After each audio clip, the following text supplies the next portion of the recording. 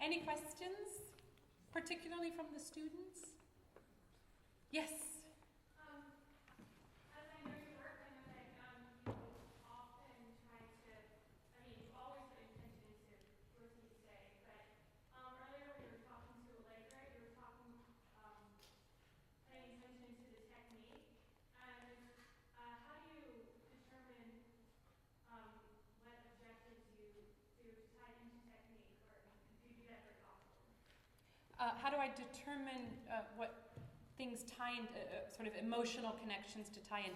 That's just the character study that you have to do. I mean, it's kind of the standard acting approach. You're asking yourself where you are, what's happening, what your objective is. Oftentimes, I go to the orchestra, and that will help me understand what the mental state might be for that character. Not necessarily, but it gives me a good clue as to what the composer was thinking about the mental state. If I ever have a phrase or I'm not connected, either emotionally or mentally, I get lost. I can't do it. It doesn't make sense to me. Because I'll tell you what, there's nothing for me, there's not a worse feeling in the world than standing on stage and not knowing what I'm doing emotionally. I feel like the biggest fool. And quite honestly, I think that's when opera is terrible, like insufferable. And I understand why people don't get excited about opera if it's done like that. I don't blame people at all. And I don't like feeling stupid on the stage. So I work and work and work until I make sure I know why I'm singing every note. And why it's staccato, and why it's legato, and why it's dotted. That's really, really important. And I'll play around with it, and oftentimes it can change from night to night. I don't think I ever settle 100% on this is the way I feel at that moment, because as a performer, I want to leave the door open for experimentation, and somebody throws something to me one night that's different. I'm like, whoa, wow, that changes everything. So I do a lot of work, but then you have to stay open in the performance to let it be what it is. Does that answer your question? Cool. Yeah. Hi. When you're diving into a new role, what is your process? The process of learning a new role. Okay, honestly, I go through it and I find out where the arias are and or the high notes are. That's the unofficial answer. The official answer is I do that. And I play piano. So I sit down and I want to get a sort of an overview of the whole thing. And I'll play through it. I'm still get so excited when I get to highlight the score for the first time. I love that moment. It's like, wow. I highlight in yellow, and the next thing I do, before I'm even really singing through anything, I resist the temptation, because it's really hard to start singing it right away, and singing it the way I think it's supposed to go. That's really dangerous. I do it a little bit, but I've learned that the more I put it in my head and voice that way, the harder it is to correct it later on. So it's building blocks. I take a red pencil and I highlight. I'm such a nerd. I highlight every staccato, tenuto, tempo marking, dynamic marking, breath marking, legato. So I've got a yellow and red diagram. And by doing that, I'm learning the piece.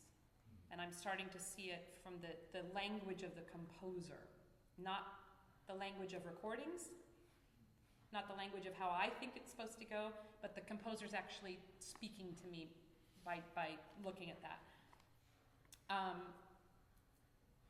If I need to do translation, I'll do that as well. I think I usually do that after Mark. I don't have to translate quite so much as I used to, thank goodness, because that's a long time.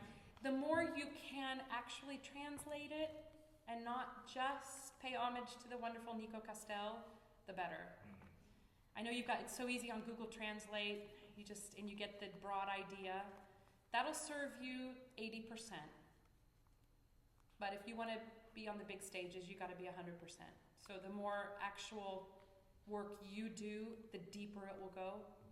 And that's all. What I'm looking for as an end product is a sense of ownership of that role. I want to feel like I wrote it, like I own it.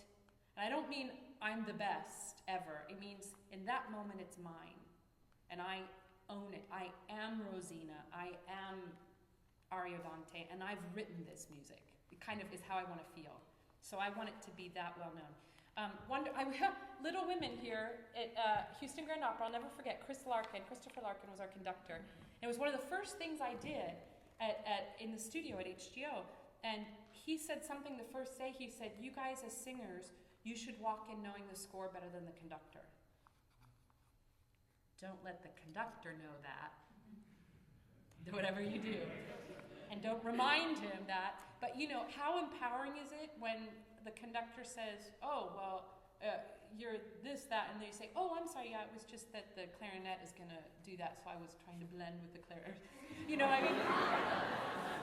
I'm not trying to, not be precocious or anything, but this is you in that moment. And the more you know about it, the more information you have, the more informed, free performance you can give.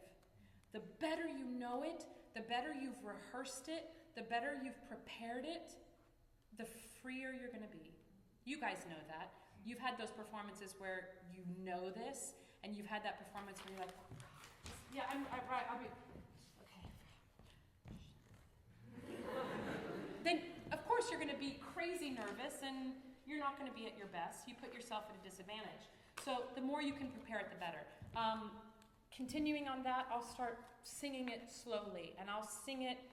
I have to really put the straitjacket on and not put any emotion into it.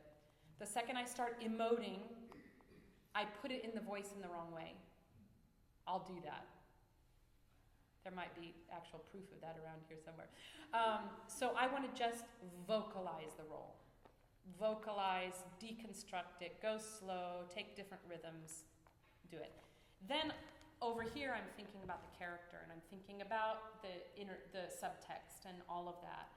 I've sort of like cold tap, hot tap. So the hot tap is all the emotion and the theater and the drama, and the cold tap is the cold, hard technique. So a lot of my time is there. Some of my time, mental time, is over here. Then I start coaching it, and I'm going to start bringing those two things together. Then, when it's time to get it on the rehearsal stage, I know, having done some roles that are quite engaging, I know that there's going to be those rehearsals. They're usually the first stage rehearsals, the first time we're staging a scene. I'll say, to the maestro, it's like, I'm just going to sing this today. Don't worry about the staging, I'll get it. But I'll do the physical staging, but I'm not emoting. I'm just singing. Then the next time, I'm going to mark. I'm not going to worry about the singing at all. And there's going to be blood on the floor. I give everything. Then I come back, and I've got 80% cold tap, 20%. And I start marrying those so that anytime I start to get in trouble physically because I'm giving too much emotion, I can mentally kind of go, wait. Remember the cold tap. And the voice, the body kind of goes, oh, right, this is what we do. This is my job. And then I also know the muscle memory, the emotional memory of the theatricality of it, and I can call on that, but not engage the voice.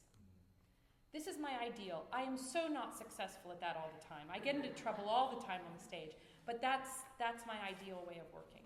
So it's a slow process, it's a slow burn. You need to give yourself as much time as possible to let it really seep in, because the longer it does that, the more freedom you have, for sure. Did I forget anything? Maybe. Yeah.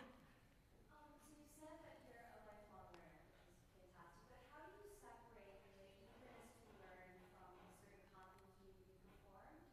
And that said, how do you, is there a certain mental place you have to be in when you're performing? What do you I'm not sure I understand. How do I separate the eagerness of learning? Right, like a confidence to perform. So if you're always trying to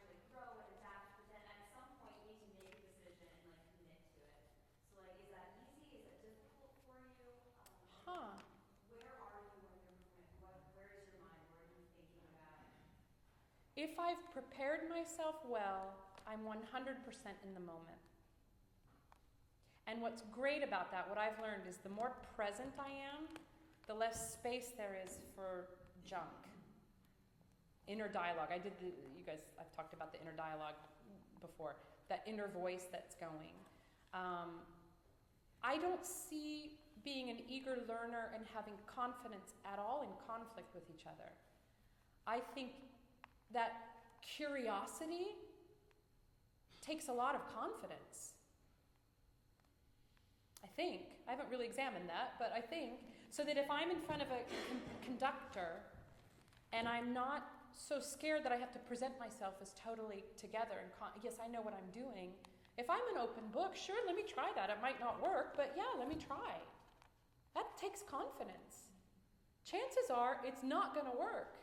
I'd say 8 times out of 10 it's not going to work the first time. But I know that that's part of the process. You know, there's a big danger in the way the opera system works, is that we're supposed to be perfect in rehearsal. That's awful. Where do we learn? Where do we experiment? Where do we fall down? Some of us fall down all the time. But I would love, if I could change one thing about the way the opera business is like that first day everybody shows up and it's a perfect sing-through. And I'm not talking about not knowing your music. And you're singing on the stage. I mean, at the Metropolitan Opera, it's terrible. It's awful. Because do you know there are mics on the stage all the time, and people in the cafeteria are listening to you while they're on their coffee break? That means Placido Domingo is drinking coffee, and you're up there trying the first time on stage with orchestra, like some big thing. You're like, okay, here's the thing. And you're like, is that on? Okay, that's great. The thing, we have to be so willing to be terrible, to fall on our face, literally, figuratively. That's where art is born. That's where art lives. It's not born in perfection, and especially if perfection is achieved by being careful and being right. I like things to be right when a doctor is giving me test results. I like things to be right when I'm balancing my checkbook. You know, art isn't really about being right.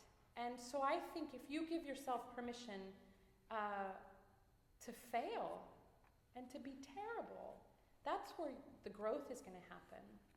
Now, you don't want that level of experimentation quite so raw on opening night.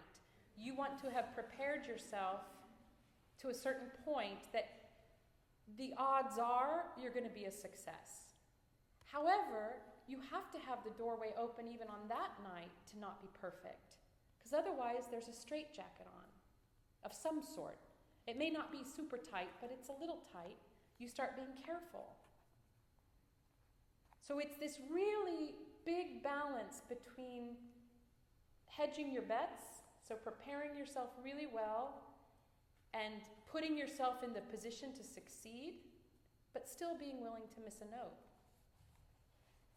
One of the big jobs you guys have is to make sure you're really clear that your identity and that your,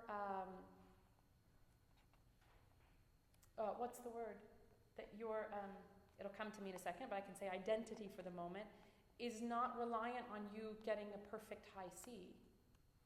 Your identity is not tied up in having a good review or having a success.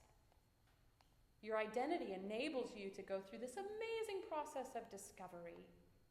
And you may discover something hard, but that's going to teach you and open up a whole world to look at yourself and go, wow, I totally missed the chance to do that, and of course I fell on my face. So even those tough moments are chances for growth. You guys are in the most exciting field ever, because every day you have to look inside of yourself and find something in you. Every day there's the chance for the world to open up. But I guarantee you, if it becomes about being right, and being perfect, you're shutting every door to exploration and growth. You're going to actually make your world smaller and smaller and smaller.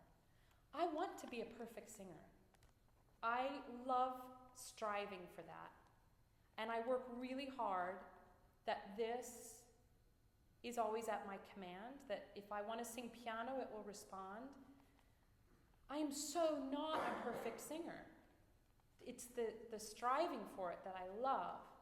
But I decided a while ago to be really kind to myself and recognize that I'm going to always do the best that I can. And what that is going to be pretty good because I've worked really hard. And I offer it freely. That's where art happens, I think. And it's so fun. And it's so scary. It's the scary, I mean, you're jumping out of that window or the airplane. Boy, are you hoping that parachute opens, but it might not. But how cool is the jump, right? It is like amazing. And here's the thing, the parachute always opens. Might be a little bit of a crash landing, but you know, you learn for the next, I can't really carry that analogy any further. I thought I could. Bad. But you get the point. So being curious and taking risks is, I think, one of the greatest displays of confidence that there can be. And the more fun you have with that, and the more sense of adventure there is, I would hedge a bet that the more successful you'll be. Yeah, I think maybe we have one. Are we okay on time? Okay. Yeah. Just to add to that, would you say that out of like this school experience, would you say confidence is the most important thing to be taking into a career, into pursuing? Is confidence the most important thing to take? From education, I suppose. Yeah, from an educational. I can't say that because without the other things, confidence will become arrogance, maybe.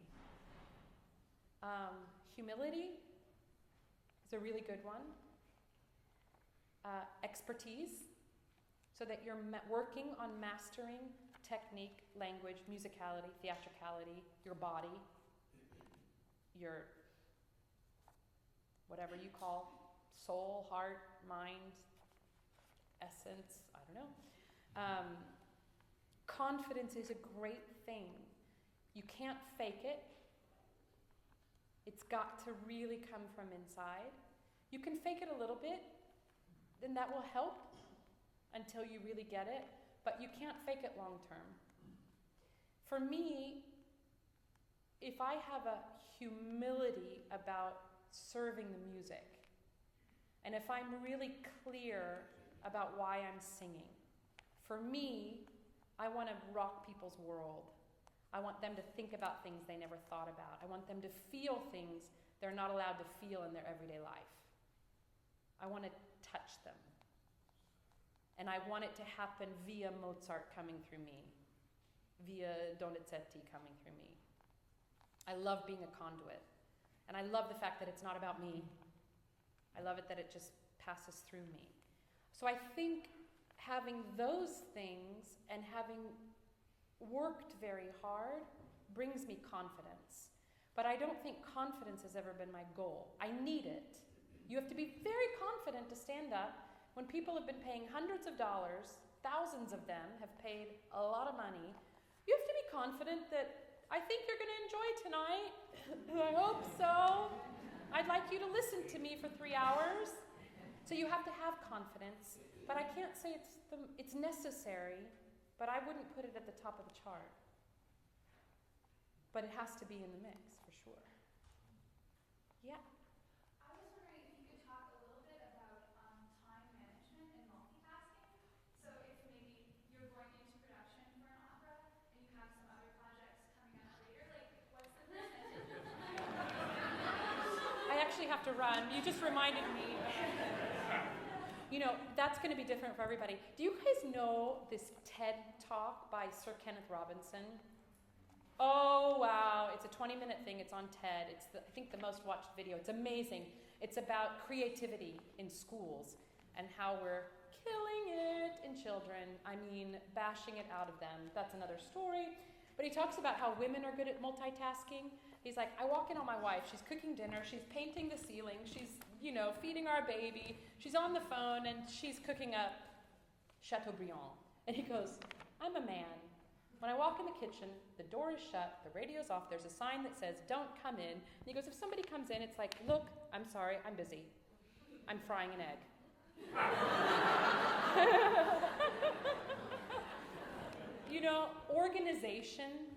Organization is your savior in this business. I hope all of you guys go out and start living the dream. And you think it's about diction and about getting jobs and all that. It's organization. You must be seeing that now in college too. Some of you guys are probably working and you've got chorus rehearsals and you've got this and you've got that test and this paper and that jury and you probably are already doing it. The fact that you asked the question tells me you're actually probably already doing it. You just have to be smart. Lists are a really good thing. Lists on a timeline are a really good thing. The big projects, be smart about this. If you're learning Guglielmo, chances are that's going to be something that stays with you for 10, 15 years if you're lucky. Learn it really well. Let something else maybe fall to the wayside, but learn that role really well. Because how you learn a role is how you perform it for the rest of the time. Yes? Richard? Oh, did you? Oh, it looked like you went amen. But I think you just have to just be smart about it. The thing I would encourage you to do is make sure you're scheduling playtime, recreation time. So important. Because nobody wants an opera singer up on the stage that has no idea what life is actually like. Not interesting. Not interesting. Make sure you're living your life. It's really, really, really important. He keeps getting closer, so I think I'm really sorry he goes.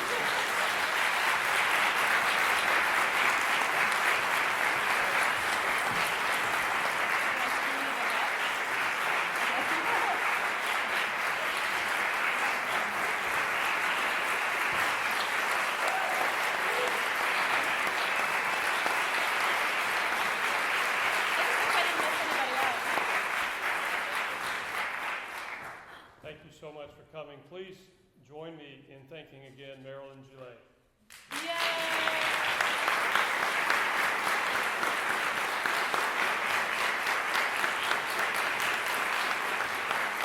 Thank you so much. We'll see you again soon.